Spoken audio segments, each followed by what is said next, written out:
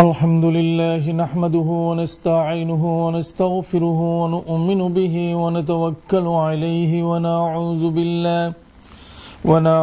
بالله من شرور أنفسنا ومن سيئات أعمالنا من يهده الله فلا مضل له ومن يضلله فلا هادي له ونشهد أن لا إله إلا الله وحده لا شريك له ونشهد أن سيدنا ومولانا محمدا عبده ورسوله الذي أرسله بالحق بشيرا ونذيرا وداعيا إلى الله بإذنه وسراجا منيرا أما بعد فقد قال الله تبارك وتعالى في كلام المجيد والفرقان الحميد أعوذ بالله من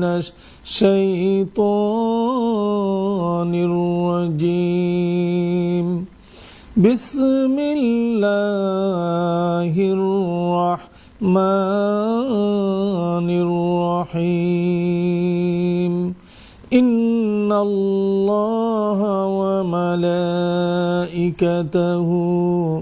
يصلون على النبي يا أيها الذين آمنوا صلوا عليه وسلموا تسليما اللهم صل على سيدنا مولانا محمد وعلى آل سيدنا مولانا محمد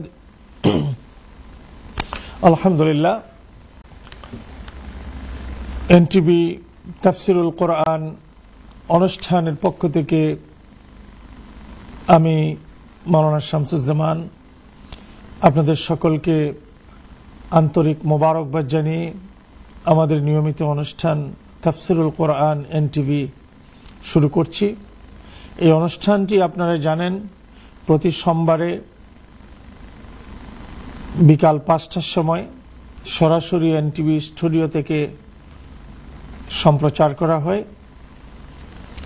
তো আলহামদুলিল্লাহ আমি আপনাদের সামনে আজকে এমন একটি সূরা নিয়ে আলোচনা করব, একটি সূরার তাফসীর করব যেই সূরাটি ছোট্ট একটি সূরা, কিন্তু এই ছোট্ট সূরাটির মধ্যে মনে হবে যেন একটি ঝিনুকের মধ্যে আটলান্টিক মহাসাগর, প্রশান্ত মহাসাগর, পৃথিবীর বড় বড় 7টি মহাসাগরকে একটা ঝিনুকের ভিতরে ঢুকিয়ে দিলে যেরকম হবে, তার চেয়েও বেশি গোটা পৃথিবীর সৃষ্টি জগতের সমস্ত কিছু আল্লাহ পাক ছোট্ট একটি সূরার ভিতরে ঢুকিয়ে দিয়েছেন। সূরাটি মক্কায় অবতীর্ণ, সূরাটির নাম হলো সূরাতুল আসর। আপনারা সকলেই এই সূরাটি জানেন এবং প্রায় সময় নামাজের মধ্যে এই সূরাটি আপনারা তিলাওয়াত করে থাকেন। তো এই সূরার তরজমা এবং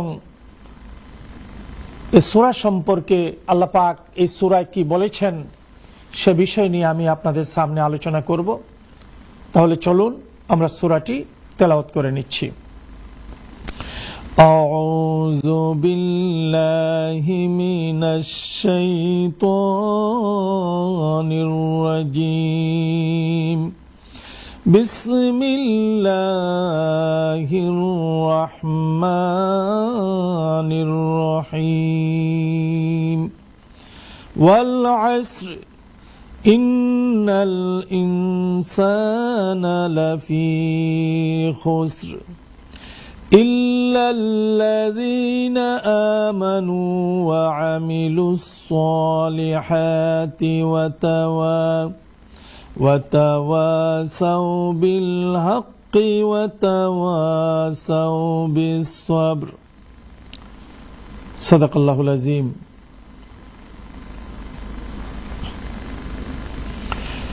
আল্লাহ সুবহানাহু ওয়া তাআলা এই সূরাতে বলছেন ওয়াল আসর, ওয়াওটি ওয়াওয়ে শপথের জন্য কসমিয়া।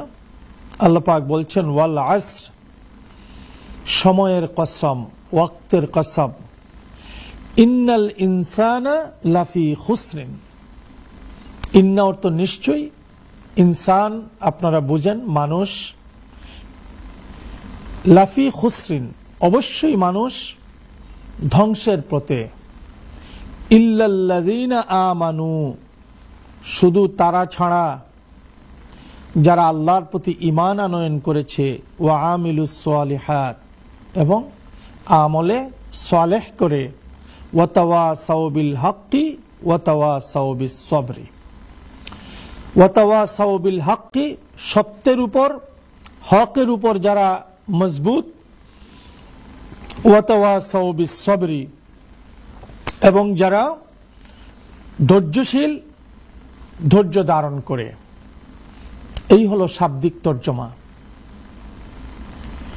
আল্লাহ সুবহানাহু ওয়া তাআলা প্রথমেই উল্লেখ করেছেন ওয়াল আসর, সময়। আমি যে আপনাদের সামনে কথা বলছি, ওই যে প্রথম খুতবা পড়ছিলাম না, এই খুতবার সময়টা প্রেজেন্ট না ফাস্ট? কাল কয় প্রকার? আমরা স্বভাবত বলে থাকি fast tense, present tense, future tense, অর্থাৎ অতীত, বর্তমান, ভবিষ্যৎ। আসলে যদি আপনি চিন্তা করেন, বর্তমান কাল বলতে কোনো কালেই নেই। প্রতি মুহূর্তে বর্তমানটা অতীত হয়ে যাচ্ছে। যেমন আমি যখন খুতবা শুরু করলাম, করার সময় সেটা ছিল বর্তমান, যখন খুতবা শেষ করে ফেললাম, এই বর্তমানটা হয়ে গেল কি? অতীত। বর্তমান হয়ে গেল অতীত। এখন যা বলছি সেটা বর্তমান, ক্ষণিক সময়ের জন্য। প্রিয় ভাই এবং বোনেরা, তো আল্লাহ সুবহানাহু ওয়া তাআলা এই সময়ের, ওয়াক্তের, টাইমের শপথ করে বলছেন। টাইমটা অত্যন্ত গুরুত্বপূর্ণ। এই যে আপনি আমি এক একটা ব্রেথ নিচ্ছি, আপনার আমার জীবন থেকে এক একটা মুহূর্ত কমে যাচ্ছে। ঘড়ির কাঁটা যেরকম টক টক টক টক করে আপনার পিছনে যাচ্ছে, আপনি একটা লিমিটেড হায়াত নিয়ে দুনিয়াতে এসেছেন। আপনি আমি একটু ভয় করে না শুনতে, আমার জীবন যদি আল্লাহ পাক 70 ইয়ার্স রুহের জগতে আল্লাহ পাক সিলেক্ট করে থাকেন, মোহর মেরে থাকেন, 70 বৎসর আমি এই পৃথিবীতে থাকব, তো আমার বয়স যদি এখন হয়ে যায় 55 বৎসর, তাহলে আমার জন্য বাকি থাকলো কত বছর? Only 15 years. আর আমার বয়স যদি হয়ে যায় 60 বৎসর, আর আমার হায়াত যদি থাকে 62 বৎসর আল্লাহর পক্ষ থেকে, তা আমার জন্য বাকি আছে আর কত? 2 বৎসর। তো চিন্তা করে দেখুন, আপনি আমি যারা আমার কথা শুনছেন, আমাদের জীবনের সময় যে আমরা পার করে এসেছি, কারণ আমরা তো কেউ বাচ্চা না, আমার বাচ্চারা তো আমার কথা বুঝবে না। আপনারা যারা আমার কথা শুনতেছেন, ডেফিনেটলি তারা বুঝতেছেন, কেউই 5 বছর 10 বছরের নন। কাজেই আমরা সকলেই আমাদের জীবনের, হায়াতের, সময়ের বিরাট একটা অংশকে আমরা অতীত করে ফেলেছি। বর্তমানে কিছু দিন রয়েছে। কেমন দিন রয়েছে? কোরআনকে আপনি তো অবশ্যই বিশ্বাস করেন, মুসলমান হলে তো বিশ্বাস না করার প্রশ্নই আসে না, আমরা সকলে বিশ্বাস করি। কিন্তু এই কোরআনুল কারীমের মধ্যে আল্লাহ সুবহানাহু ওয়া তাআলা বলছেন ওয়ালা তামুতুন্না কিতাবাও মুআজ্জালান, কোন মানুষ আল্লাহর হুকুমের নির্দিষ্ট সেকেন্ড আগেও মরে না, পরেও মরে না। তার জন্য একটা নির্ধারিত সময় আমি নির্ধারণ করে রেখেছি। আল্লাহ পাক তার পবিত্র মহাগ্রন্থ আল কোরআনের মধ্যে স্পষ্ট করে বলেছেন। অনেকবার আপনারা আমার কাছ থেকেও শুনেছেন, আল্লাহ সুবহানাহু ওয়া তাআলা বলছেন, ইযা জাআ আজালুহুম লা ইস্তাখিরুনা সাআতাও ওয়া লা ইস্তাকদিমুন। হে পৃথিবীর মানুষেরা, আমি তোমাদের জন্য যে সময় নির্ধারণ করেছি, জীবনের সময় বাজেট করেছি, ইজা জাআ আজালুহুম, যখন তোমাদের আজল আসবে, তোমাদের সময় শেষ হয়ে যাবে, লা ইস্তাখিরুনা সাআতাও ওয়া লা ইস্তাকদিমুন, তোমাদেরকে এক সেকেন্ডের, এক মুহূর্তের সময় তখন আর দেওয়া হবে না। আল্লাহ পাক এই সময়ের কসম খেয়ে বলছেন, এই সময় আমাদের কাছ থেকে অতীত হয়ে যাচ্ছে, আমরা বেখেয়াল বেখবর। আমাদের খবর আছে সময় যে চলে যাচ্ছে আমাদের কাছ থেকে? একটু চিন্তা করছেন কিভাবে সময় কাটাচ্ছেন? আমি তো অনেক রাজনীতিবিদদের মুখের দিকে যখন নিউজের মধ্যে দেখি, আপনার কি কথা, কত ব্যস্ত জীবন, তাদের জীবন কত ব্যস্ত। ব্যবসায়ীদের দিকে আপনি ঠান্ডা মাথায় নীরবে দেখবেন, তার ব্যবসা বাণিজ্যের জন্য কি ব্যস্ত। এই সব দুনিয়ার আয়োজন। আল্লাহ সুবহানাহু ওয়া তাআলা বলছেন, মা মিন দাব্বাতিন ফিল আরদি ইল্লা আলাল্লাহি রিজকুহা। হ্যাঁ পৃথিবীর মানুষ, আমি আল্লাহ ছাড়া তোমাদেরকে রিজেকের ব্যবস্থা করে থাকে। একটা তিমি মাছ প্রতিদিন হাজার হাজার টন খাদ্য ভক্ষণ করে, প্রতিদিন হাজার হাজার নয়, শ শ মন খাদ্য ভক্ষণ করে, হাজার হাজার মাছ এসে, ছোট মাছ এসে তার মুখের সামনে আসে, এক গ্রাসে সব খেয়ে ফেলে। কয়েকশো টন ওজন হয় একটা তিমি মাছ। আল্লাহ পাক তাকেও বুকা রাখেন না, জঙ্গলের পশু পাখি কাউকে বুকা রাখেন না। আল্লাহ সুবহানাহু ওয়া তাআলা তার যত মাখলুকাত রয়েছে সকলের জন্য সকল ব্যবস্থা করে আল্লাহ পাক রেখেছেন। আপনারা দেখেছেন আমাদের নাতিশীতোষ্ণ অঞ্চলের, অর্থাৎ গরম আবহাওয়া দেশের পশুগুলোর যে লোম দেখেছেন আপনারা, পশম দেখেছেন, সেগুলো ছোট ছোট হয়। যেমন আমাদের দেশের গরুর পশম, আমাদের দেশের বকরির পশম, আমাদের দেশের ভেড়ার পশম ছোট ছোট হয়, বেশি বড় হয় না। আবার শীত প্রধান দেশে যদি আপনি দেখেন, ইউরোপের বিভিন্ন দেশের গরুগুলির পশম বড় বড়, লম্বা লম্বা। পশু পাখি, পশুগুলোর সেই অবস্থা বড় করে দিয়েছেন, যেমন এই ঠান্ডার মধ্যে তারা টিকতে পারবে না, তাদেরকে কেউ ল্যাব দিবে না, তুষক দিবে না। আল্লাহ পাক তার কুদরত দিয়ে তাদের শরীরে ল্যাব ঝড়াইয়া দিয়েছেন। আমাদের দেশের গরুর পশম আর এই দেশের গরুর পশম কি সমান? সমান না। এটা কে করেছে? এই ব্যবস্থা আল্লাহ পাক করে দিয়েছেন। একজন মানুষের বাচ্চা আপনার 1 মাস, 2 মাস, 3 মাস, 4 মাস, 5 মাস, 6 মাস, 1 বছর, 1.5 বছর পর্যন্ত অন্যের সাহায্য ছাড়া সে চলাফেরা করতে পারে না, আপনারা ভালো জানেন। কিন্তু একটা ছাগলের বাচ্চা, একটা গরুর বাচ্চা, হরিণের বাচ্চা জমিনে পড়ার সাথে সাথে কয়েক মিনিটের মধ্যে হাঁটা দৌড়া শিখে ফেলে। এই ব্যবস্থাটা কে করেছেন? সে যদি পড়ে থাকে মরে যাবে, তাকে পালার কেউ নাই। তিনি হলেন রব, তিনি হলেন আল্লাহ, যার যা কিছু প্রয়োজন সমস্ত কিছুর ব্যবস্থা তার জন্য তিনি করে রেখেছেন। সুবহানাল্লাহি ওয়া বিহামদিহি সুবহানাল্লাহিল আযীম। আমি একটি কিতাবের মধ্যে দেখেছি, একবার এক শিকারী গেছে আপনার শিকার করার জন্য। হঠাৎ করে দেখলো মরুভূমিতে একটা মৃত খেজুর গাছে ডালগুলো শুকায়া গেছে।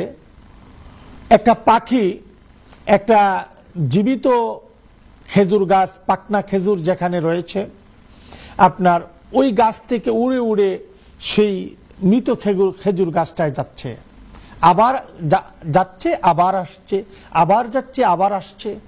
সেই শিকারীর একটু কৌতূহল জাগলো, তার মনের মধ্যে প্রশ্ন আসলো যে এই পাখিটা, সে তো পাখি শিকারে গেছে, সে পাখিটাকে শিকার না করে যে এই পাখিটা এমন করছে কেন, আমি খেজুর গাছটার উপরে গিয়ে একটু দেখব। শিকারী লোকটি খেজুর গাছের উপরে গিয়ে দেখে একটা অন্ধ বৃদ্ধ সাপ, দুর্বল হয়ে গেছে, চোখ, সাপ তো এমনিই চোখে দেখে না, তারপরে এটা এমন দুর্বল হয়েছে লড়তে পারে না, হা করে বসে আছে। আর এই পাখিটা আপনার পাকনা খেজুর নিয়ে আপনার এই সাপটার মুখের মধ্যে দিতেছে। আল্লাহু আকবার। তার খাওয়ার ব্যবস্থা আল্লাহ পাক, রিজেকের ব্যবস্থা আল্লাহ পাক করে রেখেছেন, দিয়েছেন। তো যে আল্লাহ রাব্বুল আলামিন তার মাখলুকাতের রিজেকের ব্যবস্থা করে দিয়েছেন, সবকিছুর ব্যবস্থা করে দিয়েছেন, কিন্তু আমরা সেটাকে আমাদের হাতে নিয়ে নিতে চাচ্ছি। যে আল্লাহই তো বলেছেন, তুমি যখন নামাজ থেকে ফারিগ হবে, ফান্তাশিরু ফিল আরদ ওয়াত্তাকু রিজকিল্লাহ, তুমি জমিনে বেরিয়ে পড়ো এবং তোমার রিজেককে তুমি তালাশ করো, আল্লাহ পাক বলেছেন। তো আমি গেল পর্বেও আলোচনা করেছিলাম, অথবা এর আগের কোনো পর্বে আমি আলোচনা করেছিলাম যে নৌকা পানি ছাড়া চলে না, আবার এই পানি যদি নৌকার ভিতরে বেশি ঢুকে যায় তো নৌকাটা ডুবে যায়। ঠিক দুনিয়া ছাড়া আমরা চলতে পারবো না। আল্লাহ পাকও বলেছেন তুমি দুনিয়াদারি করবা, কতটুকু করবা? আল্লাহকে বাদ দিয়ে, তিলাওয়াতকে বাদ দিয়ে, সালাতকে বাদ দিয়ে, আল্লাহ পাকের হুকুম হাকামকে বাদ দিয়ে তুমি দুনিয়াদারি করবা না, তোমার জীবন ধ্বংস হয়ে যাবে। আল্লাহ রাব্বুল জালাল ওয়াল কারীম বলছেন ওয়াল আসর, সময়ের কসম, ইন্নাল ইনসানা লাফি খুসর, দুনিয়ার সমস্ত মানুষ, ইনসান বলতে শুধু আল্লাহ পাক বলছেন, যেখানে বলছেন ইন্নাল্লাযিনা আমানু, আমানু বলতে যারা ঈমানদার, যারা মুসলমান। আর এখানে আল্লাহ পাক বলছেন ইনসান, ইনসান বলতে ইহুদি, খ্রিস্টান, বৌদ্ধ, অগ্নিপূজক, মজুসি, দুনিয়ার যত মানুষ রয়েছে, প্রায় বর্তমানে 750 কোটি মানুষ পৃথিবীতে আছে। তো দুনিয়ার সমস্ত মানুষকে উদ্দেশ্য করে আল্লাহ পাক বলছেন ইন্নাল ইনসানা লাফি খুসরিন, দুনিয়ার সমস্ত মানুষ ধ্বংসের পথে। ওয়াক্তের কসম খেয়ে বলছেন আল্লাহ পাক, সময়টা আমাদেরকে স্মরণ করিয়ে দিচ্ছেন। পৃথিবীর মানুষ, সময়কে তোমরা স্মরণ করো, সময়কে তোমরা মূল্য দাও, সময়ের হিসাব নাও। আমরা তো জানি কিয়ামতের যে দিন হবে, জাজমেন্ট ডে, 50 আলফা সানা, আল্লাহ পাক 50,000 বৎসরে একটা দিন বানাবেন। সেই হিসেবে যদি আপনার 60 বৎসর দুনিয়াতে হায়াত পান, হিসাব মিলান, অঙ্ক করেন, দেখবেন আখিরাতের এক দিনের তুলনায় আপনার 60 বৎসরের জীবনটা মাত্র 2 মিনিটের সমান। কয় মিনিটের সমান? মাত্র 2 মিনিটের সমান।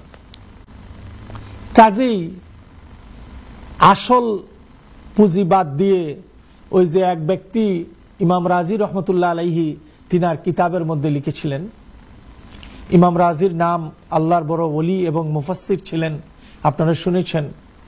তিনি বলছিলেন এক ব্যক্তির পুঁজি গলে গেল, তোমরা তাকে সাহায্য করো। এক ব্যক্তির পুঁজি চলে যাচ্ছে, তোমরা তাকে সাহায্য করো। তো তিনি বললেন এই লোকটা এরকম চিৎকার করে চিল্লাচ্ছে যে তার পুঁজি শেষ হয়ে যাচ্ছে, পুঁজি শেষ হয়ে যাচ্ছে, মূলধন শেষ হয়ে যাচ্ছে, তাকে তোমরা একটু সাহায্য করো, তাকে তোমরা সাহায্য করো। তিনি তাকায়া দেখলেন যে ওই লোকটার মাথায় বরফ, বরফের একটা টুকরা বড়। তো বরফ তো বিক্রি করে, এই দেশে তো বরফ এমনি রাস্তাঘাটে হয়ে যায়, আমাদের দেশে গরম দেশে তো আপনার নাতিশীতোষ্ণ দেশে বিভিন্ন কাজে আমরা বরফকে আপনার কাজে লাগাই, বিক্রি করা হয়। তো বলছে, সেই বলছে যে তাকে তোমরা একটু সাহায্য করো যার পুঁজি নষ্ট হয়ে যাচ্ছে। দ্যাট মিনস তার পুঁজি হলো গিয়ে সে বরফ কিনে এনেছে বিক্রি করার জন্য। তো এখন রুদ্র যখন উঠতেছে, তাপ যখন বাড়তেছে, তখন বরফ তো গলে গলে পানি হয়ে যাবে। পানি তো তার কাছ থেকে, বরফের পানি কেউ কিনবে না। তাই বরফ থাকা অবস্থায় তার পুঁজি হলো এই বরফের টুকরা সে ক্রয় করে এনেছে।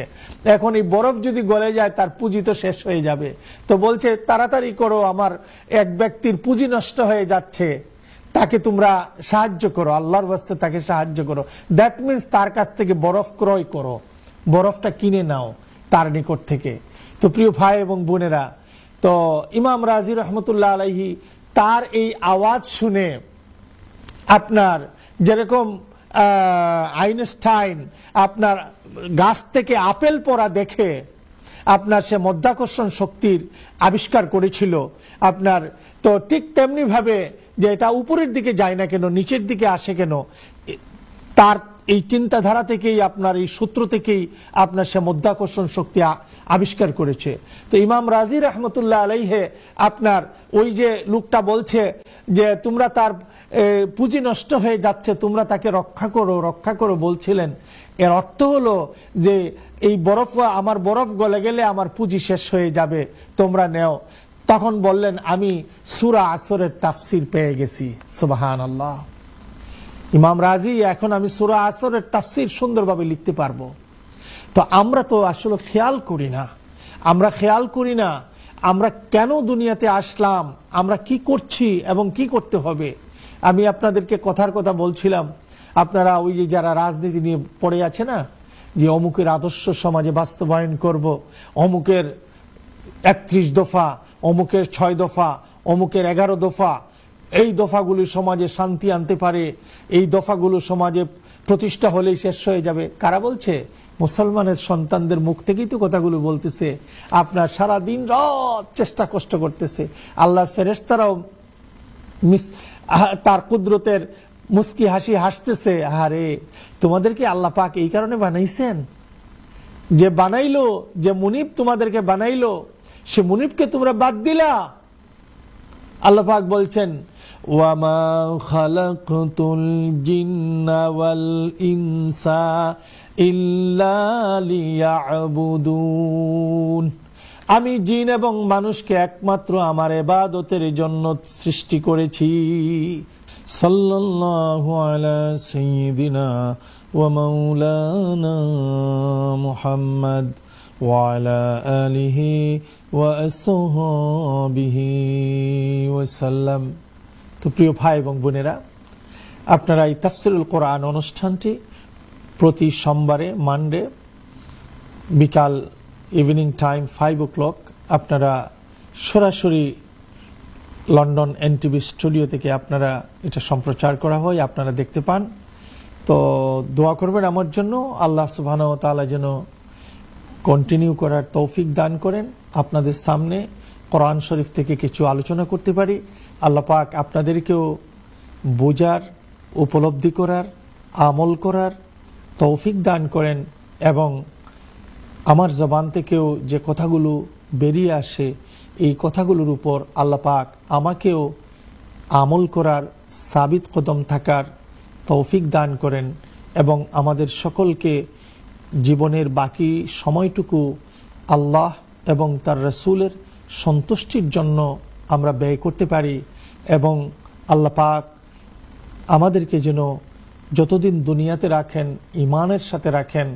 আমরা যেদিন দুনিয়া থেকে চলে যাব, আমাদের জীবন সময় যখন শেষ হয়ে যাবে, আল্লাহ পাক যেন আমাদেরকে ঈমানের সঙ্গে আমাদের সকলকে খাতেমা বিল খায়ের করেন।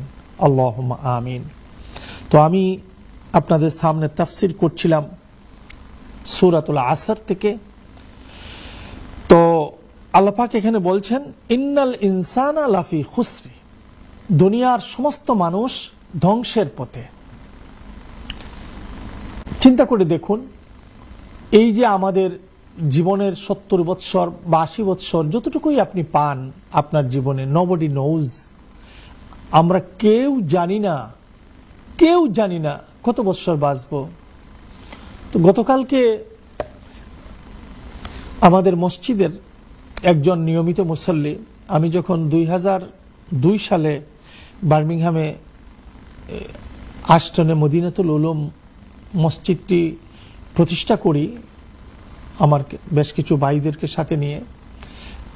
এই মসজিদের একজন ওই সময় থেকে একজন পার্মানেন্ট মুসল্লি পাকিস্তানি ভাই, খুব পরিষ্কার পরিচ্ছন্ন কাপড় চোপড় পরতেন এবং মসজিদের জন্য তিনি অনেক কষ্ট করেছেন।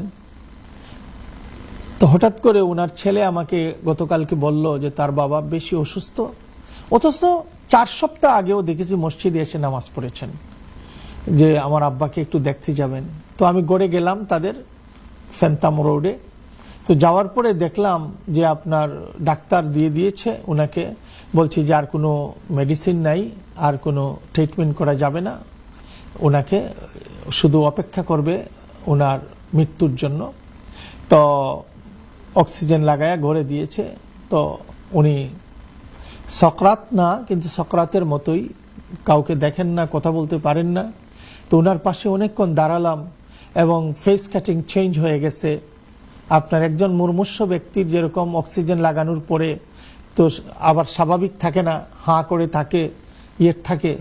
আমার তখন দেখে মনে হলো যে আমার এই যে ভাই 4 সপ্তাহ আগে উনার এরকম হবে, উনি তো কল্পনা করছেন না যে আমার উনি সেপ্টেম্বর মাসে সুস্থ ছিলেন প্রথম দিকে, অক্টোবরে এসে তিনার এই অবস্থা হবে, একটা অপারেশন হয়েছিল, উনি তো কল্পনা করতে পারতেন না, উনি জানতেনও না।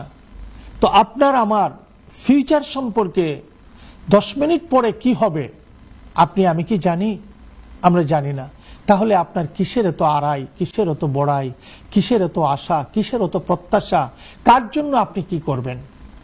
আপনার জন্য আপনি করেন, বাদ দেন অন্যের জন্য, আপনার জন্য আপনি করেন, না হতো আপনি আপনার সঙ্গে প্রতারণা করবেন।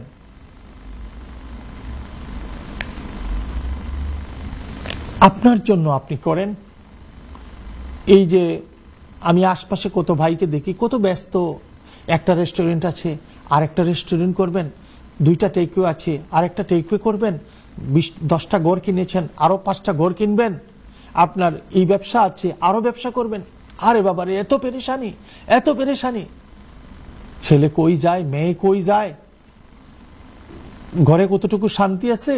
কোন সময় তুমি তেলাওয়াত করছো? তুমি কতদিনের ভিতরে তেলাওয়াত করছো? তুমি তাহাজ্জুদ পড়ছো নি? জামাতে কয় ওয়াক্ত নামাজ পড়ছো? একবার কাউন্টিং করছো?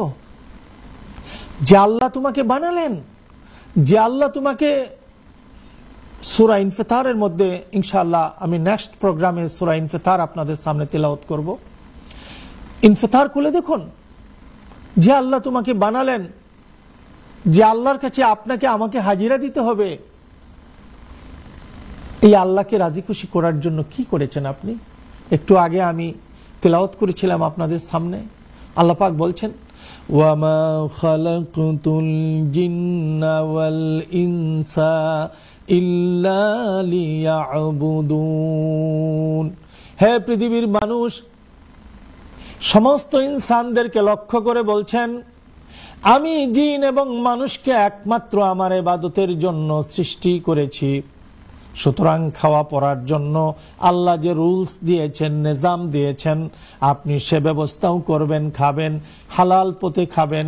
আল্লাহ যে সীমারেখা দিয়েছেন সেই সীমারেখা অতিক্রম করবেন না, এভাবে জীবন পরিচালনা করবেন। কিন্তু আল্লাহর এই বিধান এবং পথকে বাদ দিয়ে আপনার মন গড়া পথে যদি আপনার জীবন পরিচালনা করেন, তাহলে আপনাকে আল্লাহ পাক তার এই কালামে মাজিদের মধ্যেই শোনায়া দিয়েছেন, ওয়ামাইয়াবতাগি গায়রাল ইসলামি দীনান ফালাই ইউকবালা মিনহু ওয়া হুয়া ফিল আখিরাতি মিনাল খাসিরিন। আল্লাহ পাক বলেন, ওয়ামাইয়াবতাগি গায়রাল ইসলামি দীনান, যারা আমার দেওয়া জীবন ব্যবস্থা ইসলামকে বাদ দিয়ে অন্য কোনো মতবাদ, অন্য কোনো পথ জমিনে প্রতিষ্ঠা করতে চায়, তার জীবনের জন্য কবুল করে নেয়, ফালাই ইউকবালা মিনহু, কিয়ামতের দিন আল্লাহর আল্লাহ রাব্বুল আলামিন তার পক্ষ থেকে কখনো সেটা কবুল করবেন না। ওই মানুষ ওয়া হুয়া ফিল আখিরাতি মিনাল খাসিরিন, ওই মানুষগুলো নিঃসন্দেহে তারা ক্ষতিগ্রস্ত হয়ে যাবে। আল্লাহ পাক তোমাকে বলেছেন অমুক বড় লিডারের তুমি 30 দফা বাস্তবায়ন করো। আল্লাহ পাক তোমাকে বলেছেন অমুক লিডারের 6 দফা তুমি জমিনে বাস্তবায়ন করো। আল্লাহ পাক তোমাকে বলেছেন অমুক লিডারের 11 দফা তুমি, অমুক মানুষের 11 দফা তুমি সমাজে বাস্তবায়ন করার জন্য তোমার রক্ত দাও, তোমার সম্পদ দাও, তোমার জায়গা জমি দাও, তোমার কণ্ঠনালী দাও, সবকিছু তার জন্য তুমি কোরবানি করে দাও। আল্লাহ এমন কথা বলেছেন? না, তোমাকে তো আল্লাহ এমন কথা বলেন নাই, বরং আল্লাহ পাক তোমাকে শোনায় দিয়েছেন মান লাম ইয়াহকুম বিমা আনজালাল্লাহি ফাউলাইকা হুমুল কাফিরুন, মান লাম ইয়াহকুম বিমা আনজালাল্লাহি ফাউলাইকা হুমুল ফাসিকুন, মান লাম ইয়াহকুম বিমা আনজালাল্লাহি ফাউলাইকা হুমুজ জালিমুন। আল্লাহ পাক বলছেন যারা আল্লাহর দেওয়া বিধান মোতাবেক ফয়সালা করে না তারা কাফের, যারা আল্লাহর দেওয়া বিধান মোতাবেক ফয়সালা করে না তারা ফাসিক, যারা আল্লাহর দেওয়া বিধান মোতাবেক ফয়সালা করে না তারা জালেম। এখন তুমি তোমারে আল্লাহ পাক দয়া করে কত মানুষকে আল্লাহ পাক বুবা বানাইছেন, কত মানুষকে আল্লাহ পাক আব্রা বানাইছেন না, আ করতে থাকে, কথা বলতে পারে না।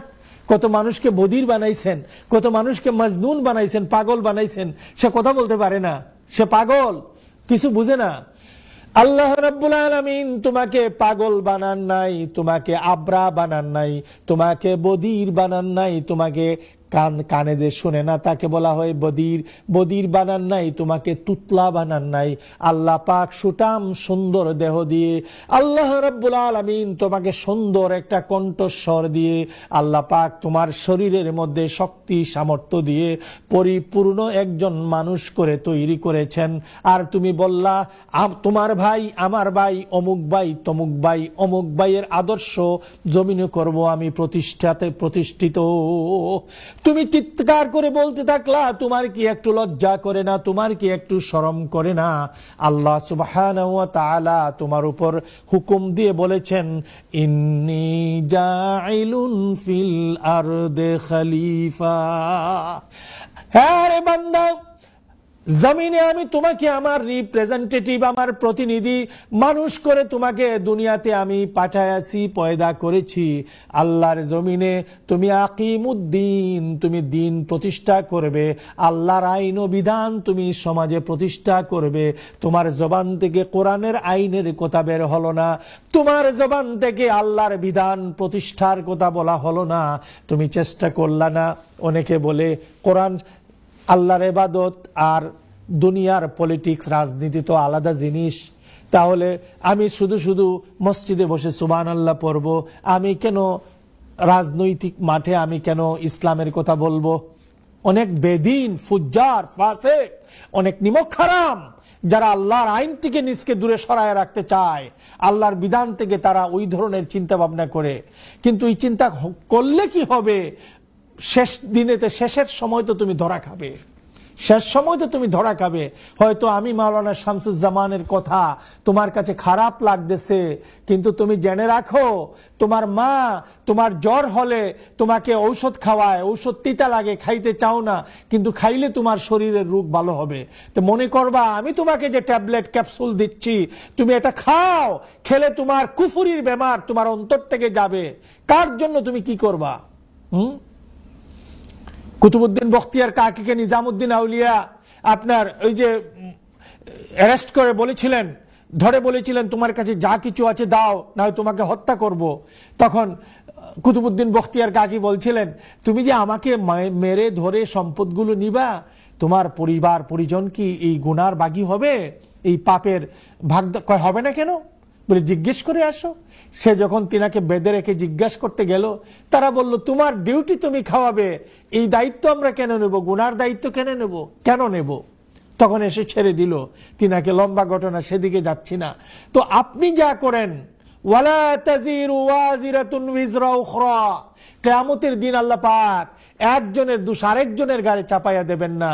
আমি প্রায় সময় আমার আলোচনায় কথাটা বলে থাকি, ওয়া উফিয়াত কুল্লু নাফসিম মা কাসাবাত ওয়া হুম লা ইউজলামুন। প্রত্যেকটা মানুষকে আল্লাহ পাক কিয়ামতের দিন তাই দান করবেন আপনার হাত দিয়ে যা অর্জন করবেন। কিয়ামতের দিন আল্লাহর পক্ষ থেকে আপনার উপর অবিচার করা হবে না। আল্লাহ পাক কোরআন শরীফে বলেন, যাহারাল ফাসাদু ফিল বাররি ওয়াল বাহরি বিমা কাসাবাত আইদিন নাস। জলে স্থলে আমি অশান্তি উৎপাদন করে দেই, এটা আর কিছু না, মানুষেরই হাতের কামাই, মানুষের হাতের কামাই। তাই আল্লাহ পাক আমাদেরকে স্মরণ করায় বলছেন, ওয়াল আসরি ইন্নাল ইনসানা লাফি খুসর। সময়ের কসম, সময় তো চলে যাচ্ছে আমাদের জীবন থেকে। ওয়াল ইন্নাল ইনসানা লাফি খুসর, দুনিয়ার সমস্ত মানুষ ধ্বংসের পথে। তুমি আল্লাহর আইন ও বিধানের বিরোধিতা করলা, তুমি দুনিয়ার রাজনীতি করলা, অর্থনীতি করলা, সমাজনীতি করলা, দুনিয়ার মানুষের মস্তিষ্ক প্রসূত আইনগুলো বাস্তবায়ন করার জন্য, দুনিয়ার কিছু টাকা পয়সা খাওয়ার জন্য হারামের পথে। কোনো কোনো লিডার বলে আজকে 15-16 বছর কিছু খাইতে পায় নাই, সুতরাং এখন তাদেরকে খাওয়ার কিছু সুযোগ দেই। আর যারা চাটনেওয়ালা খানেওয়ালা ওরাও বলতেছে আমরা কিছু খাইয়া নেই। ভাই, আপনি যে খাচ্ছেন হারাম খাচ্ছেন না হালাল খাচ্ছেন একটুকু খেয়াল করছেন? আপনি যদি হারাম খান, সূরা বনী ইসরাইলের মধ্যে আল্লাহ পাক বলেন, অবৈধ উপার্জন দ্বারা গঠিত শরীরের রক্ত মাংস দুজকের ইন্ধন হবে। অবৈধ উপার্জন দ্বারা গঠিত শরীরের রক্ত মাংস জাহান্নামের লাকড়ি হবে। সুতরাং আপনার এই শরীরটাকে আল্লাহ হালাল তো আপনাকে খাওয়াবেন, তাহলে আপনি হারাম খাচ্ছেন কেন? ওয়ালা তালবিসুল হাক্কা বিল বাতিলি ওয়া তাকতুমুল হাক্কা ওয়া আনতুম তা'লামুন।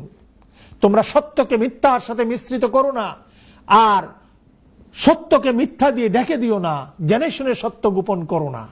আল্লাহ পাক কোরআন শরীফে বলছেন। প্রিয় ভাই এবং বোনেরা, তো আমরা তো তাই করছি, অথচ আল্লাহ রাব্বুল জালাল ওয়াল কারীম তার কোরআনুল কারীমের মধ্যে বলছেন, নাহনু আকরাবু ইলাইহি মিন হাবলিল ওয়ারিদ। পৃথিবীর মানুষ, তোমরা জেনে রাখো আমি আল্লাহ পাক তোমাদের গাড়ের রগের থেকেও কাছে অবস্থান করছি। আইনাল মাফার, তুমি ভেগে কই যাবা কিয়ামতের দিন? যাওয়ার জায়গা আছে? আচ্ছা বলেন তো, কেউ বেজার হয়েন না। আমাদের বাংলাদেশ যেহেতু উই আর অরিজিন বাংলাদেশি, বাঙালি, এই হিসাবে আমি কথাটা বলছি। আমার যে বয়স, এই বয়সে আপনার এই মনে আছে আপনার এরশাদের আমল থেকে নিয়ে বাকি আমল পর্যন্ত জিয়া রহমান সাহেবের কথাও শুনেছি, একটু দেখেছি। আপনার এরকমটাই মনে হবে, হয়তো খুব ছোট ছিলাম এই সময় থেকে নিয়ে কত আপনার প্রাইম মিনিস্টার আসলেন, কত প্রেসিডেন্ট আসলেন আমাদের দেশে, তারপরে আপনার কত সচিব আসলেন, তারপরে কত মহাসচিব আসলো এই পার্টিগুলার। অনেকেই তো গত হয়ে গেছে না? কে কাকে কতদিন সময় স্মরণ রেখেছে, কে কার কবর কয়দিন গিয়ে জিয়ারত করছে, এবং কার জন্য কে হাত তুলে একটু দোয়া করছে, আপনারা বলেন তো, বলেন। কিন্তু ইমাম বুখারীর জন্য কত দোয়া হচ্ছে। হ্যাঁ, যারা সিয়াসিত্তা লিখে গেছেন, তাফসির লিখে গেছেন, ইমাম আবু হানিফা, ইমাম মালিক, ইমাম আহমদ বিন হাম্বল, সাহাবায়ে কেরাম রিদওয়ানুল্লাহি আলাইহি আজমাইন, এবং যারা ভালো ভালো কাজ করে গেছেন তাদেরকে কিয়ামত পর্যন্ত মানুষ স্মরণ রাখবে। আর ওই যে আমি নাম বলবো না, যেহেতু এটা একটা ইলেকট্রিক মিডিয়া, আপনার সারা ওয়ার্ল্ড ওয়াইড এই কথাগুলো ছড়িয়ে পড়তে পারে এবং পড়বে, কাজেই আমি কারো নাম উল্লেখ করছি না।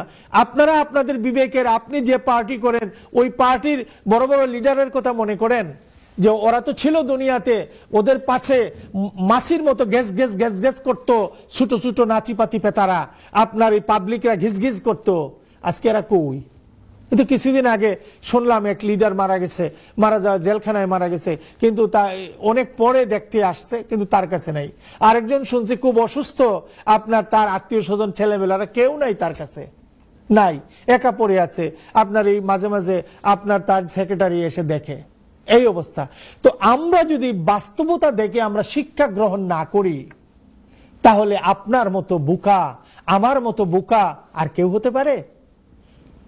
আপনি তার কাছে যান, আপনি তার কাছে থাকেন, যাকে পাইলে মান লাহু মাওলা ফালাহু কুল, যাকে পাইলে আপনার সব পাওয়া হবে, যাকে হারালে আপনার আমার সব হারানো হয়ে যাবে।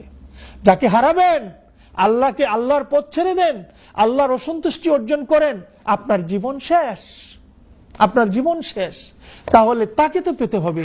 আমি তো অনেক লিডারদেরকে দেখি, আয় রে বাবা রে বাবা, 24 ঘন্টা কিভাবে রাজনীতি করবে, কিভাবে পাবলিকের করবে, কিভাবে একটা চেয়ারম্যান হওয়া যাবে, কিভাবে একটা এমপি হওয়া যাবে, কিভাবে, আরে ভাই এগুলো তো ক্ষণস্থায়ী জীবন, সামান্য সামান্য জীবনের একটু মাত্র।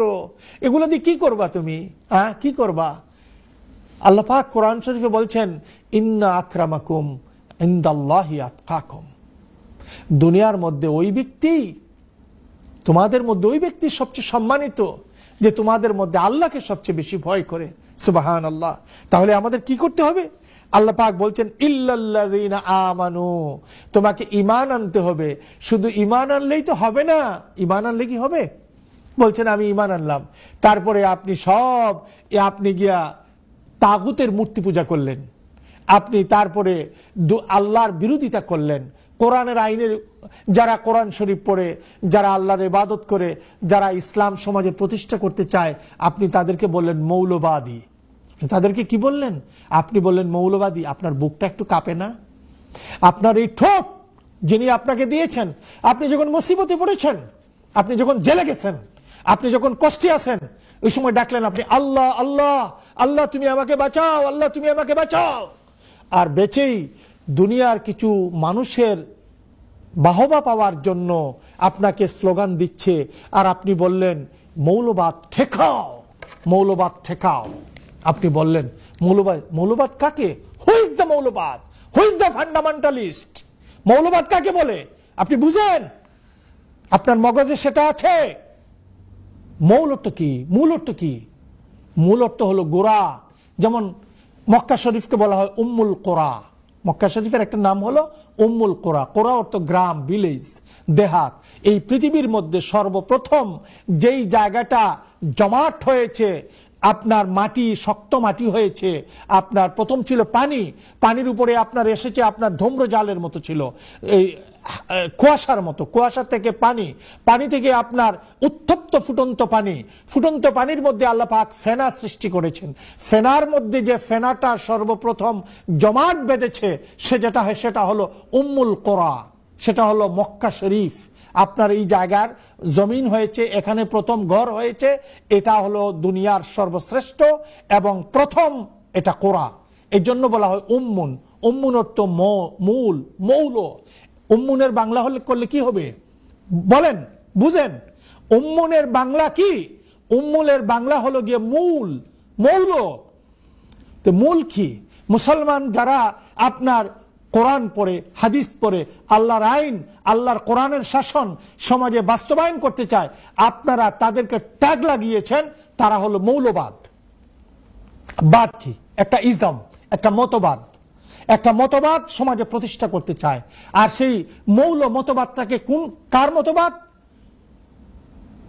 কার্ল মার্ক্সের, লেনিনের, স্ট্যালিনের, মাও সেতুংয়ের, ডারউইনের, আলফ্রেডের মতবাদ না।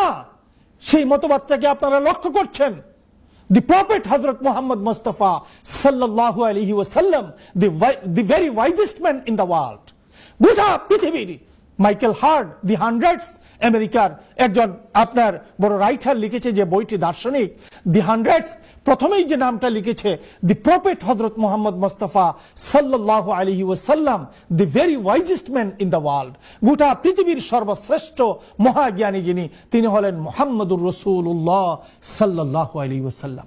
তো এই মুহাম্মদ সাল্লাল্লাহু আলাইহি ওয়াসাল্লামের মতবাদটাকেই তো আপনারা ইন্ডিকেট করছেন, এটাকেই তো আপনারা ইঙ্গিত করছেন মৌলবাদ বলে, তাই না? আমি কি ভুল বলছি? আমি যদি ভুল বলে থাকি ইমেইলের মাধ্যমে জানিয়ে দিবেন যে হুজুর আপনি মৌলবাদ বলতে মুহাম্মদ সাল্লাল্লাহু আলাইহি ইসলামের আনিত ইসলামকে বুঝায় না, তাহলে কাকে বুঝায়? আপনারা বলেন মৌলবাদ কাকে বুঝায়?